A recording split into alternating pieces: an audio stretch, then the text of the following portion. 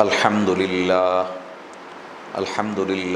نحمده ونستعينه ونستغفره ونؤمن به ونتوكل عليه ونعوذ بالله من شرور أنفسنا ومن سيئات أعمالنا من يهده الله فلا مضل له ومن يضلل فلا هادي له ونشهد أن لا إله إلا الله وحده لا شريك له ونشهد أن سيدنا ونبينا ومولانا محمدا عبده ورسوله أرسله الله تعالى بالحق بشيرا ونذيرا وداعيا إلى الله بإذنه وسراجا منيرا أما بعد فأعوذ بالله من الشيطان الرجيم بسم الله الرحمن الرحيم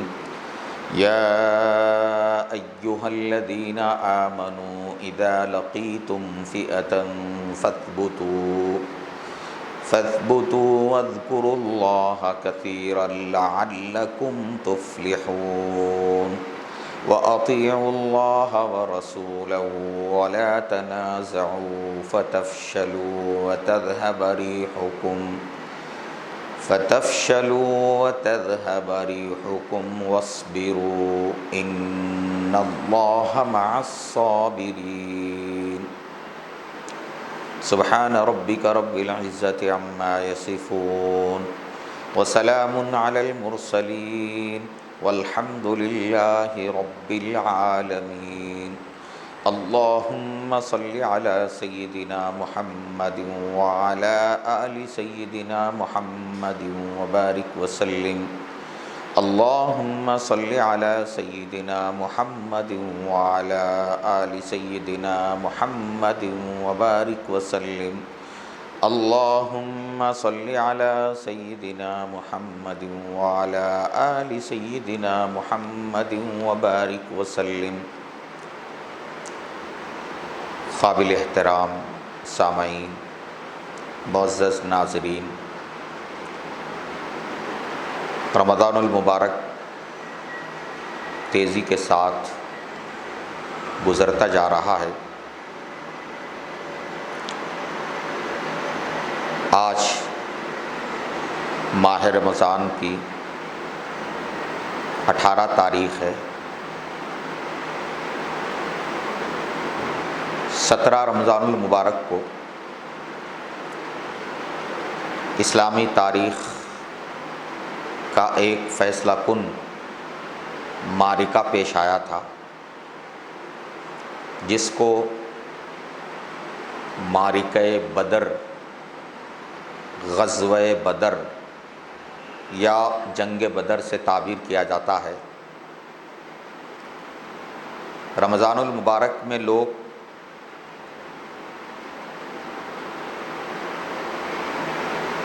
کھانے پینے کو چھوڑ دیتے ہیں، لیکن بعض لوگ ماہ رمضان کو سستی اور کاہلی اور سوتے پڑے رہنے کا مہینہ سمجھتے ہیں، چنانچہ روزے کے بہانے سے وہ زندگی کی ساری سرگرمیوں سے کنارہ کشی اختیار کر لیتے ہیں۔ رمضان کا مہینہ زندگی کی سرگرمیوں سے کنارہ کشی اختیار کرنے کا مہینہ نہیں ہے، بلکہ یہ مہینہ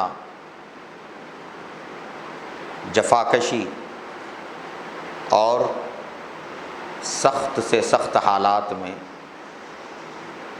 پوری قوت کے ساتھ حالات کا مقابلہ کرنے کا مہینہ ہے۔ اسلامی تاریخ میں ماہ رمضان المبارک میں متعدد جنگی معرکے پیش آئے۔ نبی پاک صلی اللہ علیہ وسلم کے زمانے میں مکہ مکرمہ سے مدینہ منورہ ہجرت کرنے کے بعد زیادہ عرصہ نہیں گزرا کہ جنگ بدر کا واقعہ پیش آیا۔ جنگ بدر اسلامی تاریخ کی ایک انتہائی فیصلہ کن جنگ سمجھی جاتی ہے۔ قرآن مجید میں جنگ بدر کو یوم الفرقان سے تعبیر کیا گیا ہے، یعنی ایسی جنگ کہ جو حق و باطل کے درمیان فیصلہ کرنے والی اور حق کے غلبے کو ظاہر کرنے والی جنگ۔ جنگ بدر کا واقعہ رمضان المبارک کی 17 تاریخ کو پیش آیا۔ یہ واقعہ ہمیں اس بات کا پیغام دیتا ہے کہ ماہ رمضان میں سستی اور کاہلی کو قریب آنے نہیں دینا چاہیے، بلکہ پوری قوت کے ساتھ ہمیں حق کا ساتھ دیتے ہوئے باطل کا مقابلہ کرنا چاہیے۔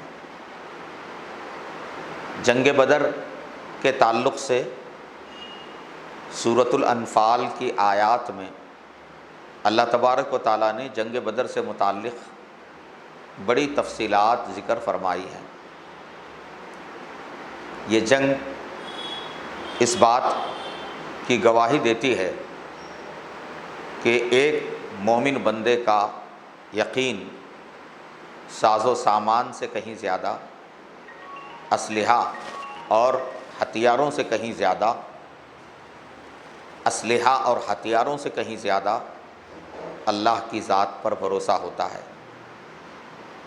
جنگ بدر میں مسلمانوں کی تعداد بہت تھوڑی تھی، ساز و سامان کے اعتبار سے بھی مسلمان بڑے تہی دست اور کمزور تھے، اور مسلمانوں کے مقابل میں 1000 کا لشکر جرار کفار کا میدان میں آیا ہوا تھا۔ ہر طرح کے ہتھیاروں سے وہ بالکل لیس تھا، لیکن کفار کی طاقت و قوت کو دیکھ کر صحابہ کرام پست ہمت نہیں ہوئے، اور صحابہ کرام کی ہمتیں کمزور نہیں پڑیں، بلکہ ان کا یقین اللہ کی ذات پر تھا۔ اور یہ حقیقت ہے کہ فتح و شکست کا تعلق اللہ تبارک و تعالیٰ کی ذات سے ہے۔ اللہ تبارک و تعالیٰ کی غیبی مدد ہوگی تو ساز و سامان کی کمی اور تعداد کی قلت کے باوجود ہم دشمن پر غالب آ سکتے ہیں، بشرطے کہ ہمارا ایمان اس درجے کا ہو۔ قرآن مجید میں اللہ تبارک و تعالیٰ کا فرمان ہے، وَلَا تَهِنُوا وَلَا تَحْزَنُوا وَأَنْتُمُ الْأَعْلَوْنَ إِن كُنتُم مُؤْمِنِينَ۔ کمزور نہ پڑو، غم نہ کرو، تم ہی سربلند رہو گے اور تم ہی غالب آ کر رہو گے اگر تم صاحب ایمان ہو۔ ایمان وہ عظیم طاقت ہے جو ایک مرد مومن کے اندر اللہ تبارک و تعالیٰ کی ذات سے سچا یقین، اللہ کی ذات پر سچے یقین کی بنیاد پر مرد مومن کو صاحب فولاد بنا دیتی ہے۔ ایمان انسان کے جذبات کو طاقت بخشتا ہے، اور ایمان کے نتیجے میں آدمی طاقت و قوت کی کمی کے باوجود بڑے سے بڑے لشکر کا مقابلہ کر لیتا ہے۔ جنگ بدر کے موقع پر اللہ تبارک و تعالیٰ نے سورۃ الانفال کے اندر مسلمانوں کو چند باتوں کی ہدایت دی تھی۔ شروع میں خطبے کے آغاز میں سورۃ الانفال کی جن آیتوں کی تلاوت کی گئی ہے اس میں انہی ہدایات کا ذکر کیا گیا ہے۔ جنگ بدر کا موقع وہ عجیب موقع تھا جہاں کفر اور کفر کی طاقتیں دندنا رہی تھیں، اور مکہ مکرمہ سے نکلنے والا لشکر جرار اس عزم کے ساتھ نکلا تھا کہ محمد صلی اللہ علیہ وسلم اور ان کے ساتھیوں کو صفحہ ہستی سے مٹا دیں گے، اسلام کا ہمیشہ کے لیے خاتمہ کر دیں گے۔ اس عزم اور ارادے کے ساتھ 1000 کا لشکر مکہ مکرمہ سے نکلا تھا، لیکن اللہ تبارک و تعالیٰ کا کرنا ایسا ہوا کہ اس 1000 کے لشکر جرار کو زبردست شکست کا سامنا کرنا پڑا۔ جنگ بدر کا موقع کفر کی طاقتوں کی سرکشی کے اظہار کا موقع تھا، اور کفر کی طاقتوں کو اپنی تیاری پر اور اپنی قوت پر ناز تھا، لیکن اللہ تبارک و تعالیٰ نے ایسے نازک موقع پر ایمان والوں کو کچھ باتوں کی ہدایت فرمائی ہے، اور حضرات صحابہ کرام نے ان باتوں کو ملحوظ رکھا، اور پھر اللہ تبارک و تعالیٰ کی مدد سے مسلمانوں کو غلبہ حاصل ہوا۔ جس طرح غزوہ بدر کے موقع پر کفر کی طاقتیں دندنا رہی تھیں، ان کو اپنی طاقت اور قوت پر ناز تھا، اسی طرح آج پوری دنیا میں اسلام کے خلاف، مسلمانوں کے خلاف کفر کی طاقتیں دندنا رہی ہیں۔ بالخصوص ہمارے ملک میں جس قسم کی صورتحال دیکھنے میں آ رہی ہے، کفر کو اپنی قوت پر فخر ہے، اور اقتدار کے نشے میں چور فرقہ پرست قوتیں مسلمانوں کو ملیامیٹ کرنے کے لیے ہر قسم کی حدوں کو پار کرتی جا رہی ہیں۔ فرقہ پرست طاقتوں کی جانب سے جس قسم کے حالات ملک میں پیدا کیے جا رہے ہیں، وہ انتہائی پریشان کن اور انتہائی نازک ہیں۔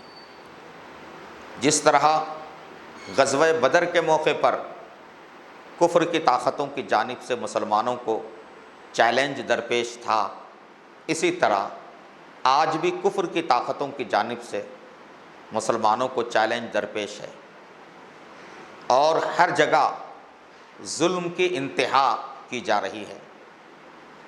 کیسی کیسی صورتحال پیدا ہو رہی ہے، کیا کچھ تباہی نہیں مچائی جا رہی ہے۔ ایسا لگتا ہے کہ فرقہ پرست طاقتوں کو کھلی چھوٹ دی گئی ہے، اور وہ طاقتیں ساری حدوں کو پار کر رہی ہیں۔ اس لیے آج بھی ہمیں ان ہدایات پر عمل کرنے کی ضرورت ہے جو ہدایات اللہ تبارک و تعالیٰ نے جنگ بدر کے موقع پر مسلمانوں کو دی تھی۔ اللہ تعالیٰ کا ارشاد ہے، یا ایھا الذین آمنوا اذا لقیتم فئۃ فاثبتوا، اے ایمان والو، جب تمہیں کفر کی طاقتوں سے تمہاری مدبھیڑ ہو اور کفر کی طاقتوں کے ظلم کا تمہیں سامنا ہو، تو اس وقت سب سے پہلا کام جو تمہیں کرنا ہے، فاثبتوا، ثابت قدم رہو۔ یعنی کفر کی طاقتوں کی جانب سے اگر تمہیں چیلنج کیا جا رہا ہو تو تمہیں اپنے دین پر مضبوطی کے ساتھ جمے رہنا ہے، اور کفر کی طاقتوں کے سامنے تمہارے قدم لڑکھڑانا نہیں چاہیے، تمہیں کمزوری دکھانا نہیں چاہیے، اور اپنے دین و ایمان کے بارے میں تمہیں پریشان نہیں ہونا چاہیے، بلکہ جب کفر کی طاقتوں سے تمہاری مدبھیڑ ہو تو تمہیں اور زیادہ دین پر ثابت قدمی کا مظاہرہ کرنا چاہیے۔ فاثبتوا، ثابت قدم رہنے کی جو تاکید کی جا رہی ہے، تو ثابت قدم رہنے کا ایک مطلب تو یہ ہے کہ جن طاقتوں کی جانب سے تم پر ظلم ڈھایا جا رہا ہے یا تم پر حملے کیے جا رہے ہیں، تو ایسے موقع پر تمہیں کمزوری نہیں دکھانا چاہیے۔ اپنے دین کا، اپنی جان کا، اپنے مال کا دفاع کرنا، یہ اسلام کی بھی تعلیم ہے، اور ہمارے ملک کا دستور بھی ہمیں اس کی اجازت دیتا ہے۔ اپنے دفاع کی اجازت ہمارے ملک کے دستور میں بھی ملتی ہے۔ تو اس لیے ہمارے قدم لڑکھڑانا نہیں چاہیے، اور ہمیں کمزوری کا مظاہرہ نہیں کرنا چاہیے۔ تو ثابت قدم رہنے کے ایک معنی یہ ہے۔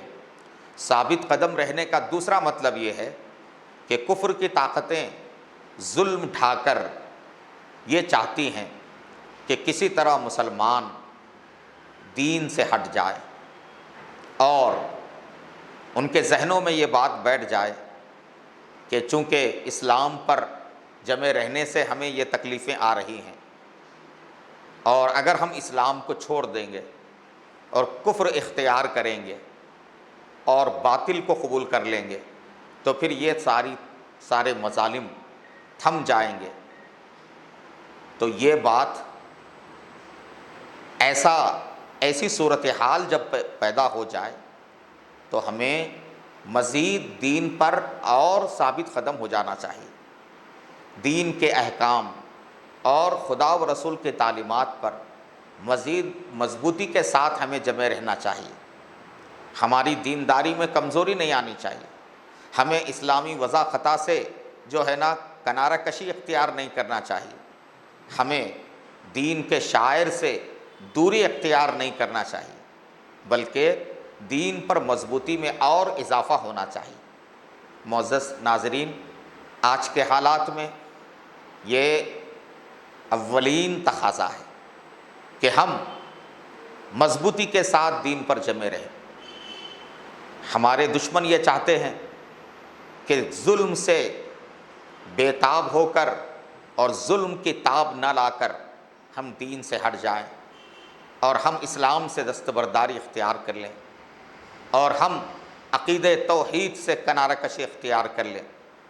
دشمن یہی چاہتے ہیں، لیکن ہم اپنے عمل سے یہ ثابت کریں کہ ان کے ان مظالم کی وجہ سے نہ صرف یہ کہ ہماری دینداری میں کمی نہیں آئے گی، بلکہ ہم اپنے دین پر مزید اور ثابت قدم رہیں گے، ہم دین کو مضبوطی سے تھامیں گے۔ معزز سامعین، یہ ہم اچھی طرح ذہن میں رکھ لیں کہ جس قدر ہم دین میں مضبوطی پیدا کریں گے اسی قدر ہمیں اللہ کی نصرت اور مدد حاصل ہوگی، اور اگر ہماری دینداری میں کمزوری آئے گی تو پھر ہم خدا کی نصرت اور مدد سے محروم ہو جائیں گے۔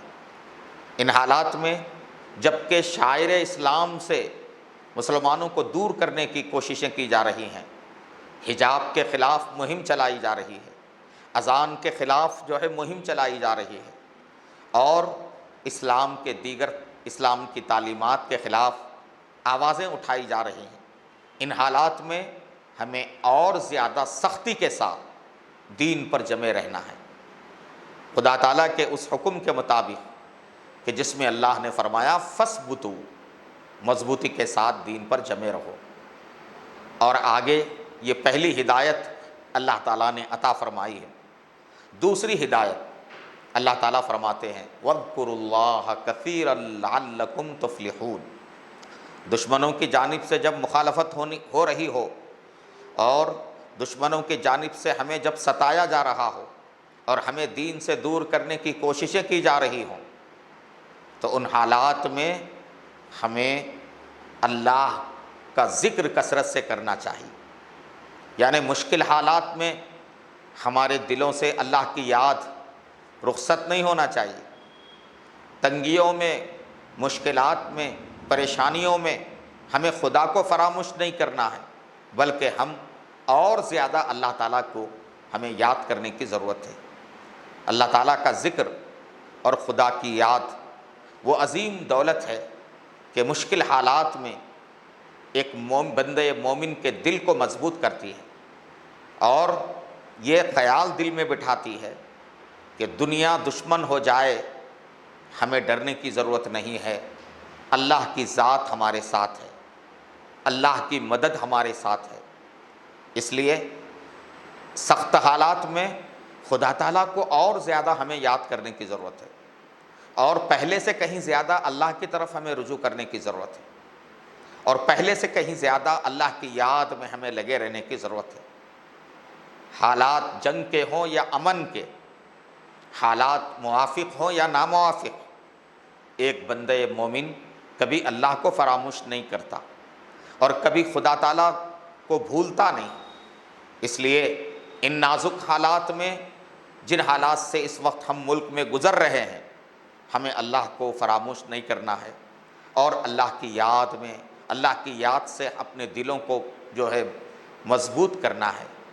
حدیث شریف میں نبی کریم صلی اللہ علیہ وآلہ وسلم کا فرمان ہے، آپ نے فرمایا مثل الذی یذکر ربہ والذی لا یذکر ربہ کمثل الحی والمیت، کہ اس شخص کی مثال جو اپنے رب کا ذکر کرتا ہے، اور اس کی مثال جو اپنے رب کا ذکر نہیں کرتا، زندے اور مردے کی سی ہے۔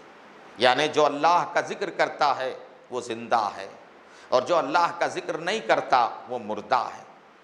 اس لیے معزز حاضرین اور ملت اسلامیہ کے غیور نوجوانوں، اللہ کی یاد سے اپنے دل کو آباد رکھو، غفلتوں کی زندگی سے باز آ جاؤ، اور خدا تعالیٰ کی خدا فراموشی کی زندگی سے باز آ جاؤ۔ اللہ کی طرف رجوع کرو، کثرت سے اللہ کو یاد کرو، نمازوں کی پابندی کرو، اور قرآن پاک کی تلاوت کا اہتمام کرو، اور قدم قدم پر اللہ کے احکام کو یاد رکھو۔ یاد رکھو، خدا تعالیٰ کا تم پاس و لحاظ رکھو گے تو اللہ تبارک و تعالیٰ تمہارا پاس و لحاظ رکھیں گے، اور اگر تم اللہ کو فراموش کرو گے، نمازیں چھوڑو گے، اور قرآن پاک سے روگردانی اختیار کرو گے، اللہ کے ذکر سے دور ہو جاؤ گے، تو پھر اللہ تبارک و تعالیٰ تمہیں اپنے دشمنوں کے حوالے کریں گے۔ غفلت سب سے بڑی مصیبت ہے۔ کسی قوم کے اندر سے طاقت و قوت اس وقت رخصت ہو جاتی ہے جب وہ قوم اللہ کی یاد سے اپنے کو دور کر لیتی ہے۔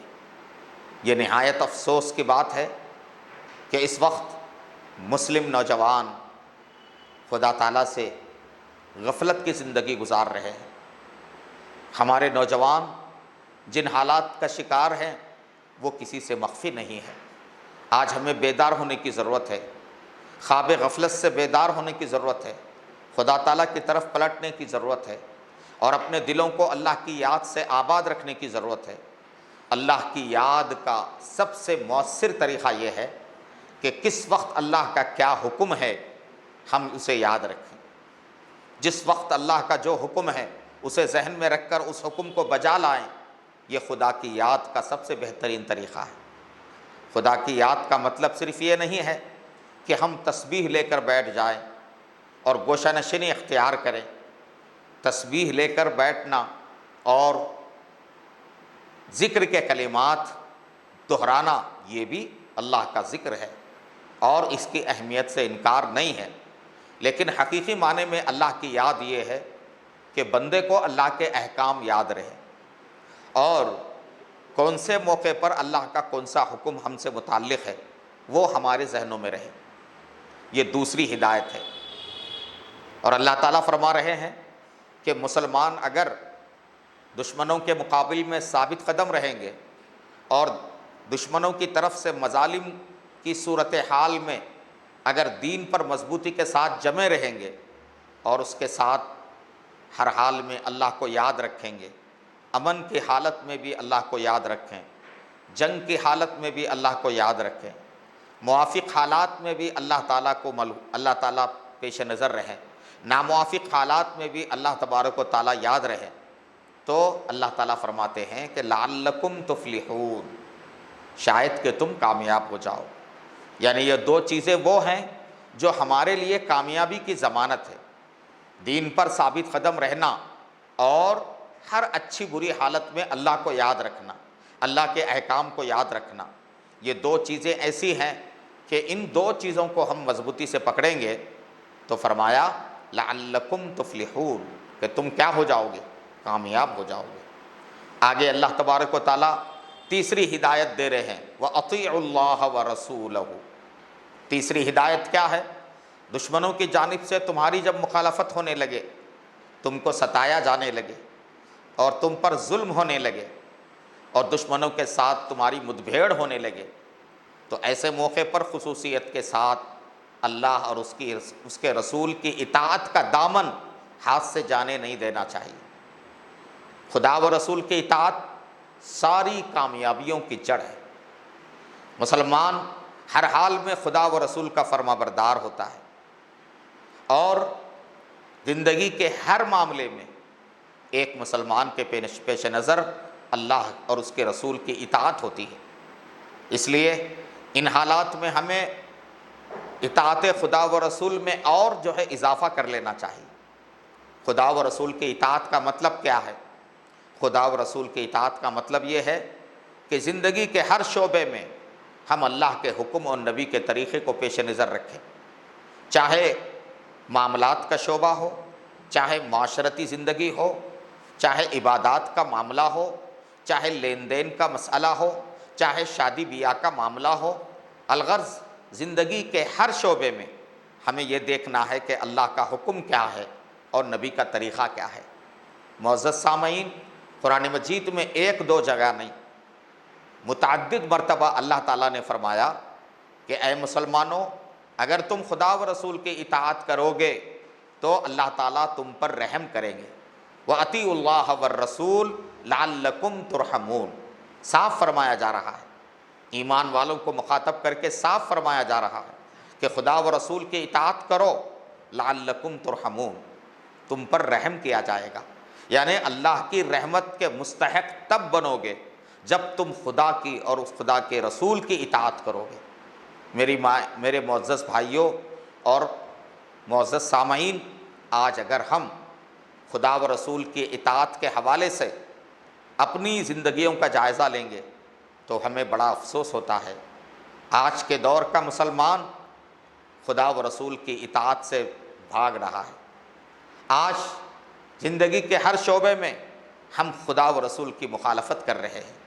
ہمارے معاملات لیجئے، ہماری معاشرتی زندگی کو دیکھ لیجئے، ہماری شادی بیاہ کو دیکھ لیجئے اور ہمارے کاروبار اور لین دین کو دیکھ لیں۔ زندگی کے ہر شعبے میں ہم خدا و رسول کی مخالفت کر رہے ہیں۔ میرے معزز بھائیوں، ہمارا یہ طرز عمل ہمیں خدا کی نگاہ میں سرکش بنا رہا ہے۔ جب ہم خدا تعالیٰ کے ساتھ سرکشی کریں گے تو اللہ تعالیٰ ہم پر رحم نہیں کریں گے، اللہ تعالیٰ ہمیں دشمنوں کے حوالے کریں گے اور پھر ہم پر وہ حالات آئیں گے کہ ہماری دعائیں بھی قبول نہیں ہوں گی۔ خدا کے رحم کے مستحق تب بنیں گے جب ہم اللہ کی اطاعت کریں اور اللہ کے نبی کی اطاعت کریں۔ اس لیے آج ہمیں یہ فیصلہ کرنا ہے اور ماہ مبارک کے اندر یہ عزم مصمم کرنا ہے کہ چاہے کچھ بھی ہو جائے ہم اللہ کی اطاعت کا دامن ہاتھ سے جانے نہیں دیں گے، نبی کی اطاعت کا دامن ہاتھ سے جانے نہیں دیں گے۔ ہم نفس و شیطان کی مخالفت کریں گے، ہم ماحول کی مخالفت کریں گے، مگر خدا و رسول کی اطاعت کو نہیں چھوڑیں گے۔ جب تک ہم یہ فیصلہ نہیں کریں گے، یاد رکھیے کہ ہماری زندگیوں میں تبدیلی نہیں آ سکتی، ہمارے حالات نہیں بدل سکتے، اور یہ دشمن کو ہم پر جو غلبہ حاصل ہو رہا ہے، یہ صورتحال ختم نہیں ہو سکتی۔ خدا کے نافرمان اور خدا کے باغی اور خدا کے ساتھ سرکشی کر کے ہم اللہ کی رحمت کو طلب نہیں کر سکتے۔ یہ تیسری ہدایت اللہ تعالیٰ نے عطا فرمائی۔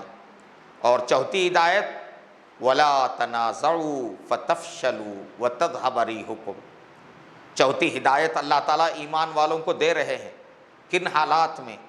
غزوہ بدر کے حالات میں، جب کفر کا غلبہ تھا اور کفر کی طاقتیں مسلمانوں پر ٹوٹ پڑ رہی تھی اور دشمنوں کا حملہ بڑھتا جا رہا تھا، تب اللہ نے یہ حکم، یہ ہدایت اللہ تعالیٰ دے رہے ہیں۔ چوتھی ہدایت اللہ یہ دے رہے ہیں کہ آپس میں نزاع مت کرو، آپس میں جھگڑا مت کرو، آپس میں انتشار مت پھیلاؤ، اپنی صفوں میں تفریقہ مت پیدا کرو، فتفشلوا، ورنہ ناکام ہو جاؤ گے، وتذهب ريحكم، اور تمہاری ہوا اکھڑ جائے۔ معزز سامعین، آج امت مسلمہ کی صفوں میں انتشار ہی انتشار ہے۔ آج جدھر جائیے امت مسلمہ بکھری ہوئی نظر آئے گی، ایک خاندان میں اتفاق نہیں ہے، ایک محلے کے مسلمانوں میں اتحاد نہیں ہے، اور اتنا ہی نہیں، ایک گھر کے افراد میں اتحاد نہیں ہے۔ اس اتحاد سے دوری کا نتیجہ یہ ہے کہ آج دشمنوں کی نگاہ میں ہم کمزور پڑ چکے ہیں۔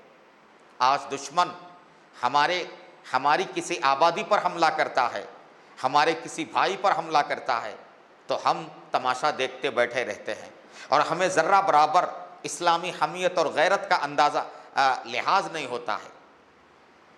اللہ تعالیٰ فرما رہے ہیں کہ وَلَا تَنَازَعُوا، اگر تم دشمن پر غلبہ چاہتے ہو اور کفر کی طاقتوں کے ساتھ اگر تم جو ہے غالب آنا چاہتے ہو تو تمہیں کیا کرنا پڑے گا؟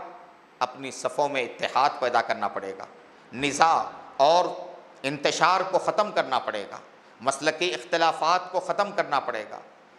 ہزار مسلکی اختلافات ہمارے درمیان ہوں، مگر کلمے کی بنیاد پر ہمیں متحد ہونا ہوگا۔ ہمارا کلمہ ایک ہے، ہمارا کعبہ ایک ہے، ہماری قرآن ایک ہے، ہمارے نبی ایک ہیں، تو ایسی صورت میں انتشار کا سوال ہی پیدا نہیں ہونا چاہیے۔ آج ہزاروں خداؤں کے پوجنے والوں میں اتحاد دیکھا جا رہا ہے، وہ متحد ہو رہے ہیں اسلام کے خلاف، مسلمانوں کے خلاف، لیکن ایک خدا کی عبادت کرنے والی یہ قوم انتشار کا شکار ہے۔ اللہ تعالیٰ فرماتے ہیں کہ نزاع مت کرو ورنہ کمزور پڑ جاؤ گے، فتفشلوا، کمزور پڑ جاؤ گے اور تمہاری ہوا اکھڑ جائے گی۔ یہ چوتھی ہدایت ہے۔ پانچویں اور آخری ہدایت اللہ تبارک و تعالیٰ جو دے رہے ہیں وہ ہے وَاصْبِرُوا، صبر کرو۔ میرے معزز سامعین، صبر کا دامن کبھی ہاتھ سے چھوٹنا نہیں چاہیے۔ زندگی میں حالات آئیں گے، نشیب و فراز آئیں گے، ظلم کی آندھیاں چلیں گی اور دشمنوں کی جانب سے مظالم کا طوفان اٹھے گا، لیکن ایک مسلمان ان حالات سے گھبراتا نہیں، بلکہ وہ مضبوطی کے ساتھ دین پر جمع رہے گا اور حالات کا مقابلہ کرے گا اور صبر کا دامن ہاتھ سے جانے نہیں دے گا۔ دشمنوں کی جانب سے دلائے جانے والے اشتعال پر مسلمان مشتعل نہیں ہوتا، جذبات میں نہیں آتا، اور جذبات میں آ کر کوئی ایسی حرکت نہیں کر بیٹھتا کہ جس سے خود اس کو نقصان اٹھانا پڑتا ہو۔ معزز سامعین، یہ صبر بہت بڑی طاقت ہے۔ اللہ تعالیٰ قرآن میں دوسری جگہ فرماتے ہیں وَإِن تَصْبِرُوا وَتَتَّقُوا لَا يَضُرُّكُمْ كَيْدُهُمْ شَيْئًا، اے مسلمانوں اور اے ایمان والو، اگر تم صبر کرو گے اور تقوی اختیار کرو گے تو تمہارے دشمنوں کی کوئی سازش تمہارا کچھ بگاڑ نہیں سکتی اور تمہیں کچھ نقصان نہیں پہنچا سکتی۔ معزز سامعین، یہ 5 ہدایات ہیں جو سورہ انفال میں اللہ نے ایمان والوں کو دی ہے۔ یہ 5 ہدایات اس وقت اللہ نے دی جب غزوہ بدر کے موقع پر مسلمانوں کے خلاف محاذ کھولا گیا اور مسلمانوں کے ساتھ جو ہے یعنی عداوت کا مظاہرہ ہو رہا تھا اور مخالفتوں کا سلسلہ چل رہا تھا، کفر کی طاقتیں دندنا رہی تھیں۔ آج وہی ماحول دنیا میں بھی ہے اور ہمارے ملک میں بھی ہے، اس لیے ان حالات میں انہی 5 ہدایات پر آج ہمیں عمل کرنے کی ضرورت ہے۔ اللہ تعالی ہم سب کو علم صحیح اور عمل صحیح کی توفیق عطا فرمائے۔ وآخر دعوانا ان الحمد للہ رب العالمین وصلی اللہ علی النبی الکریم برحمتک یا ارحم الراحمین۔